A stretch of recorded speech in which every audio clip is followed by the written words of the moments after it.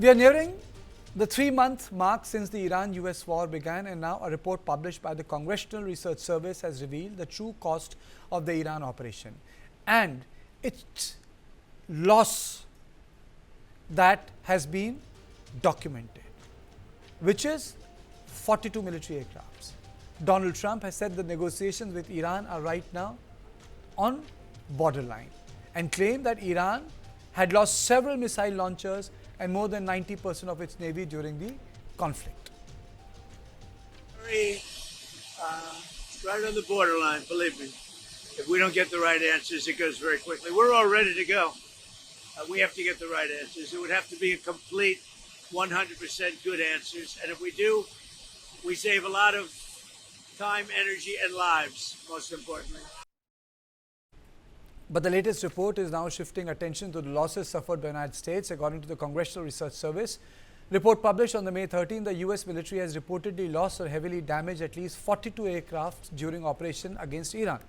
The report says that the losses include fighter jets, refueling aircraft, helicopters and advanced surveillance drones.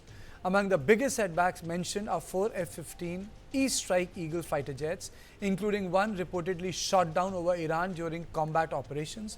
The report also mentions the loss of F-35A Lightning II stealth fighter, considered one of the most advanced combat aircraft in the world.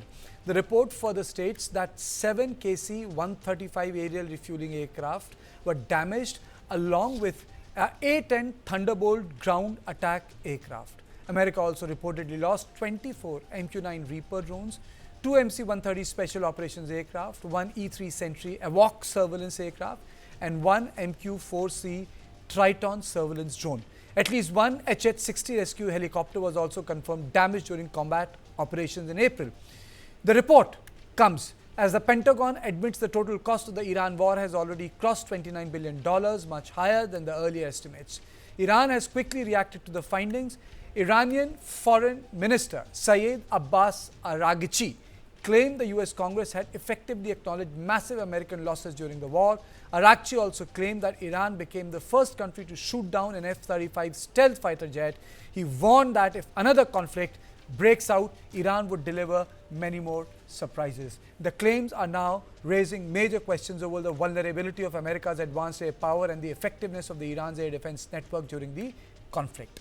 Now, on this issue, I am joined by Air Vice Marshal P.K. Srivastava, retired, Major General Sudhakarji, and Group Captain V.N. Jha. Thank you, all of you, for joining me. Let me straight away go to General Sudhakarji. General, let's not get into the technical aspects first, but were you surprised by the number that came out, the admission of the fact that they lost such high-end, premium, if I may use the word, sir, military equipment? Yeah, Karthik, good evening. Thank you for taking me for your show, and my warm greetings to very distinguished and senior esteemed panelists.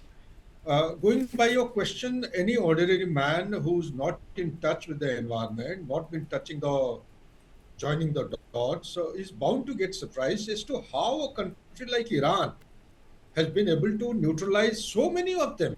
State-of-the-art, most extraordinary kind of platforms. It is quite natural. But since I personally, being a student of geopolitics, I have been tracking, and perhaps I'm the only one, maybe amongst others, who's been making a lot of noise even prior to commencement of their bombing on 28th of February, that they have stirred the hornet's nest. They will be getting stuck like Vietnam. If you recall in your program only, I have said they have underestimated Iran. They have gone into a country without knowing what Iran has. Their counting of missile capability, their counting of electromagnetic capability.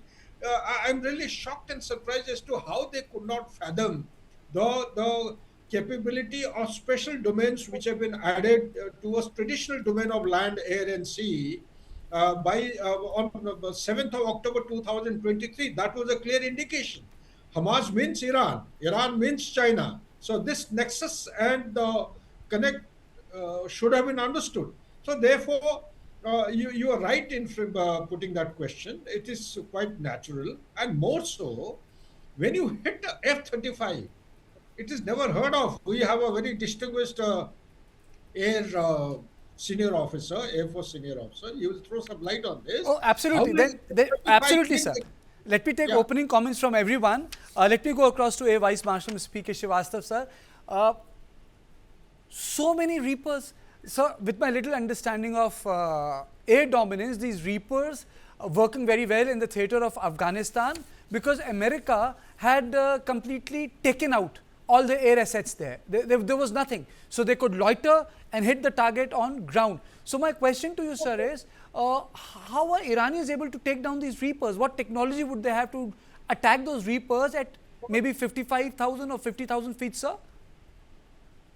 So, Karthikeyan, thank you very much for being on your show, and my compliments to both the panelists, co-panelists.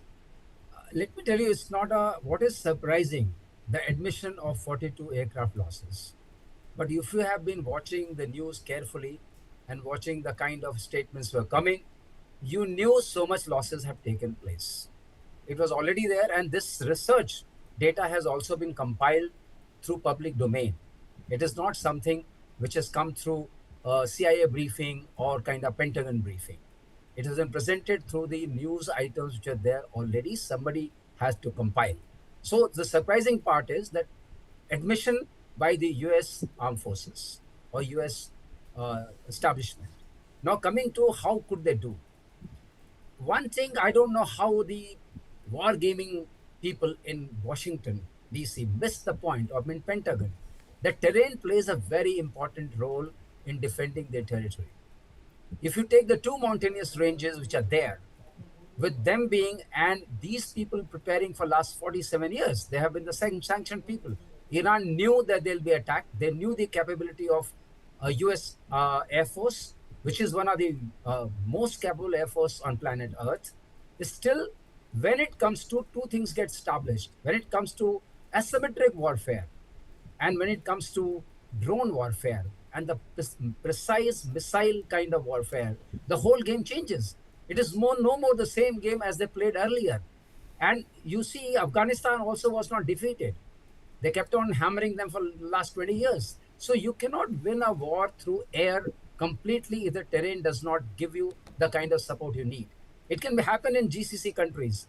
So when it came to these kind of losses, there was some, we know already that there were some hits by their own friendly forces, which is again a surprising element in the kind of command and control system you have. And a sir, botched special operation, and a botched special operation. Yes. So, I mean, you are surprised. I'm surprised as an Air Force officer, how this can happen that you cannot find out friend and foe in a territory where you almost dominate. So that kind of thing. Then, of course, when you do the rescue operations, there can be excuse that you shot out your own MC-130J. But these are very costly. I'm also shocked at the demise of MQC Triton. It's a very, very costly drone. It is 230 millions. It gives you total, kind of surveillance over a sea area, which is considered to be about 7,400 nautical miles. So this actually cues the Poseidon PI-8, aircraft, from where the queue goes to other weapon systems. So this kind of loss has taken place and admission has come through. Of course, Trump or the Pentagon, when they went about it, they missed that point that this game is going to be a different thing. Hormuz, which has become the choke point now, imagine it was all open. So somebody has to think and admire their way of planning. Okay. I'm absolutely at loss. How could US plan this way? Okay. It's a complete, kind of fog. Okay. Let me take this opportunity to go to Group Captain Vin Jha. Mr. Jha, tell us about the technical part. How does one take out a drone at 50,000 feet? Secondly, I know why Sudhakarji is smiling. Do you think that the Chinese and the Russian technology is at play in this theatre? And that question can be taken by other panelists as well. So, sir, to you first. Karthikeyan, very good evening. And acknowledge my panelists' views. I thoroughly enjoyed their comments. But kindly pardon me to be slightly at variance with the answers of your basic questions. Were you surprised? No, I am not surprised. Okay. This sort of hits are expected whenever you are invading our nations, whenever you are invading a nation's airspace for combat missions. Attritions are there, always there. It is on the cards.